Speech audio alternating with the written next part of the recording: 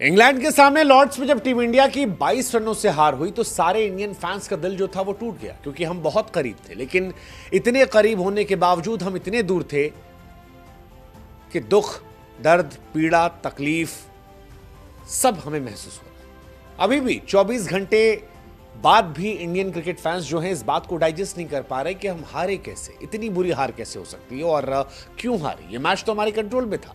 जिस तरह से इंडिया ने वापसी की थी, जितना छोटा स्कोर इंडिया को मिला था, ये तो आसानी से चेज होना चाहिए था। और अगर हारे तो जिम्मेदार कौन है?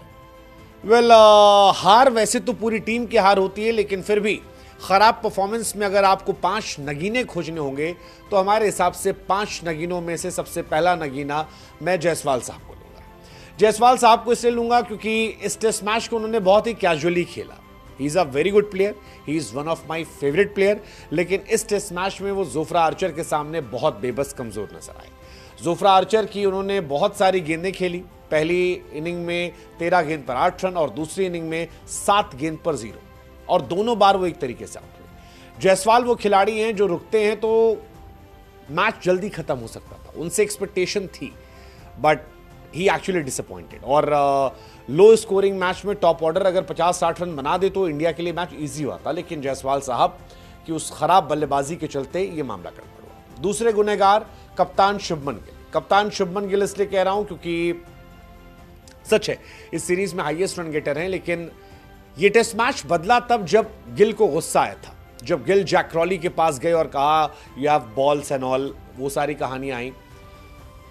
उसके बाद एक चर्चा शुरू हुई थी कि क्या गिल का एग्रेशन विराट कोहली जैसा है या ओवरऑल पर्सनालिटी विराट कोहली जैसी आएगी। बिकॉज विराट कोहली साहब ने जब पिछली बार लड़ाई लड़ी थी तब परफॉर्मेंस आती थी।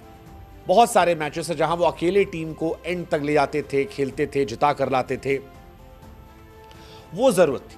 लेकिन शुभमन गिल एटीट्यूड जबरदस्त आया, बट बैटिंग डिसअपॉइंटिंग थी। अब एक होता है खराब किस्मत होना, एक होता है प्रेशर ले लेना। उस लड़ाई के बाद ऐसा लगा कि शुभमन गिल थोड़ा पैनिक कर गया। आमतौर पर वो बहुत काम, कूल, कंपोज खिलाड़ी हैं, लेकिन इस मैच में वो थोड़ा सा फ्रीक आउट नजर आए। पहली बॉल से उल्टे सीधे शॉट खेल रहे थे और लगा अब आउट हुए, अब आउट हुए, अब आउट हुए, और आखिर में 9 गेंद के अंदर वो आउट हो गए, केवल 6 रन बनाकर। उनका विकेट ना गिरा होता तो शायद 5वें दिन इंडिया की उम्मीदें और ज्यादा होती, बट वो एक बहुत बड़ा मूवमेंट था मेरे हिसाब से। कैप्टन का आउट होना और उस खिलाड़ी का जिसने सबसे ज्यादा रन बनाए हैं, कंधे झुकाने जैसा था। तीसरा reason Karun Nair. I think Karun Nair वो चांस था जो इंडिया ने लिया, लेकिन हिट नहीं हुआ। साई सुदर्शन, करुण नायर, अभिमन्यु ईश्वरन, ये 3 खिलाड़ियों में किसी को खिलाना था। श्रेयस अय्यर जैसे खिलाड़ी को बाहर बिठाया गया था, सरफराज खान को बाहर बिठाया गया था, करुण नायर को लाया गया। 6 इनिंग खिला दी गई, लेकिन करुण चले नहीं। फर्स्ट इनिंग में फिर भी चले थे 40 रन, सेकेंड इनिंग में एक्सपेक्टेशन थी कि वो रहते। बहुत ही गंदा शॉट खेलकर आउट हुए, अंदर आती बॉल को छोड़ा और 14 रन पर वो आउट हुए। एंड आई थिंक उनका अभी के लिए सेवाएं कुछ समय के लिए समाप्त होती हैं, बिकॉज 6 इंडिया के लिए टॉप जो बैटर खेले हैं उसमें करुण नायर सबसे फ्लॉप बैट्समैन है, सबसे ज्यादा फ्लॉप बैट्समैन, और ये इंडिया के लिए परेशानी का सबब है। इंडिया का मिडिल ऑर्डर बहुत कमजोर रहा है। 332 गेंद खेली और 83 रन बनाए, और उसमें करुण नायर एक बहुत बड़े रिस्पॉन्सिबल है।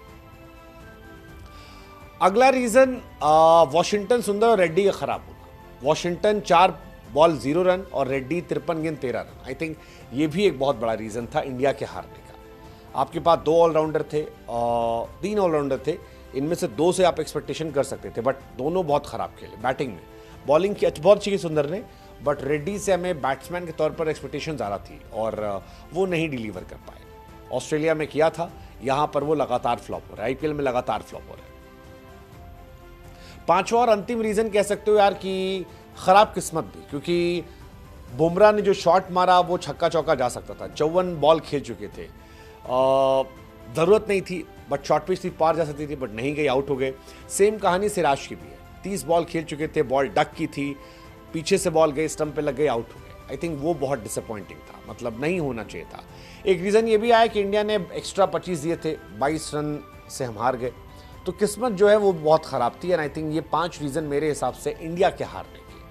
आपकी नजर में क्या रीजन है जो आपको लगता है इंडिया हार गई? What's your take? Let us no.